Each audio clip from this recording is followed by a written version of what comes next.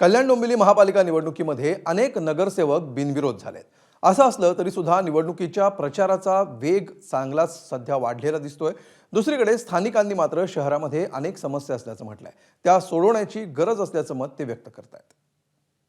नेमका कल्याण डोंबिवलीमध्ये काय प्रश्न आहेत, काय समस्या आहेत, काय विकास केलाय आणि या कल्याण डोंबिवली महानगरपालिकेवरती नेमका महापौर कोणाचा बसेल आपण जाणून घेणार आहोत। आपल्यासोबत आता या ठिकाणी जर पाहिलं तर कल्याण डोंबिवलीकर आहेत आणि कल्याण डोंबिवलीकरांशी आपण बोलणार आहोत। काय सांगाल, सध्या काय कल्याण डोंबिवलीमध्ये चाललेलं आहे, काय वाटतंय आपल्याला? मेट्रोचं जे कामं चाललेलं आहे त्याच्यामुळे आपल्याला वाटतं, आधी वाटलं मेट्रो चालू होईल म्हणजे खूप चांगला सिटी होणार आहे, पण आता वाटतं रस्त्याची एवढं सुद्धा माणसाला असं चालत जायला जागा नसतात। लाडक्या बहिणींनी तर त्यांना सत्तेत बसवलं, पण लाडक्या बहिणींनाही कळलं आता की हे 1,500 देऊन काय फायदा होत नाही। त्यांनी पण विचार करायला पाहिजे आता कोणासाठी मतदान करायचं। कल्याण डोंबिवलीचे नागरिक जाणकार म्हणजे कल्याण डोंबिवलीचे नागरिक हुशार आहेत आणि ते टाईम आल्यावरती दाखवणार आहेत की कोणाची सत्ता यावी की कोणाची गाडी। इथले खूप प्रश्न जटिल आहेत,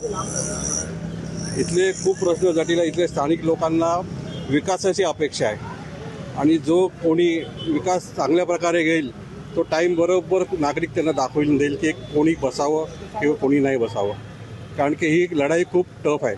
आता वाटचाल जी चालू आहे, जी बघतोय आपण, ती महायुतीच्या हिशोबाने जी चाललेली आहे ती पुढे पुढे सरकत चाललेली। आता बाकी जी राहिली ती 16 तारखेच्या नंतर आपल्याला कळेल जे काय आहे ते। मला माघार घेणाऱ्यांना एवढंच मेसेज द्यायचा होता, तर लढाई वृत्ती ठेवून त्यांनी लढणं फार गरजेचं होतं। याच्यामधनं आपल्याला कोणाचं काय कॅलिबर आहे ते दिसून आलं असतं। शिवाय हे सुद्धा मला बोलायचं आहे, कुठलंही कार्य करताना आपण विचारपूर्वक करणं हे फार गरजेचं आहे।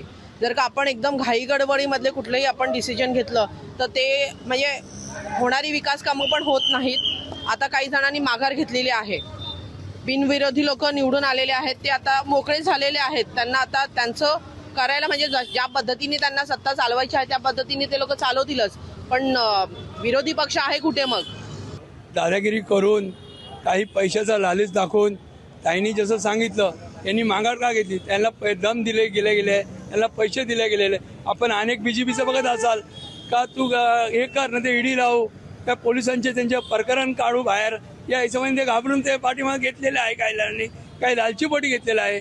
मी तेवढंच सांगेल नागरिकांना, तुम्ही या जुन्या जे आहे जे नगरसेवक कालचे गरीब होते आज करोडपती झालेले, त्यांना टाळून जे गरिबाचे बरोबर उभे राहिलेले, जे अपक्ष काय उभे राहिलेले, त्या नवीन पक्ष आहे यांना उभं करा, यांना सत्ता द्या, बघा आपल्या कल्याणचा विकास कसा होईल, हा मोठा विकास होईल। हा जो पैशाचा बाजार चालू आहे आणि हे असे खतरनाक राजकारणी लोक आहेत ना, या राजकारण्यांना बघून विकास हा कल्याण डोंबिवलीतनं पळून गेलाय आणि आपण विकास शोधायला जरी गेला तर विकास सापडणार नाही। आणि विकासाच्या नावावर जी स्वतःची घरं भरली जात आहेत तो खूप गंभीर विषय कल्याण डोंबिवलीसाठी।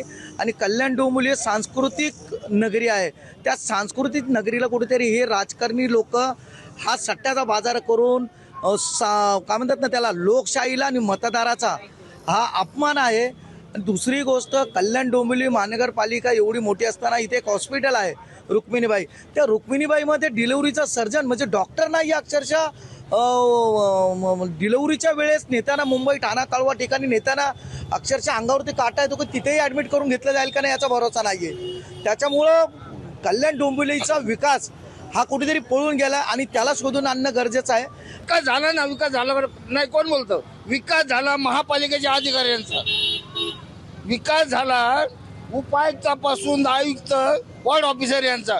आम्ही 10-20 पत्र देऊन त्यांनी कुठलेच अनधिकृत बांधकाम निकषित केलेलं नाहीत, कोणावर कारवाई केलेली नाही।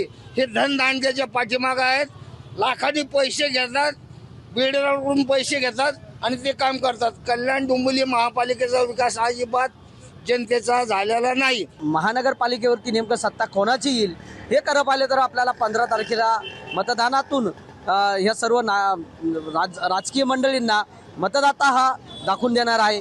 आणि खरं पाहिलं तर 16 तारखेला हे चित्र स्पष्ट होईल की कल्याण डोंबिवली महानगरपालिकेवरती नेमका महापौर कोणाचा बसलाय।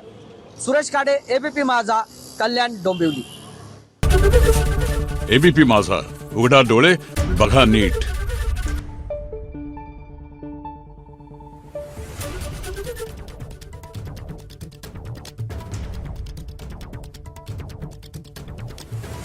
आहे.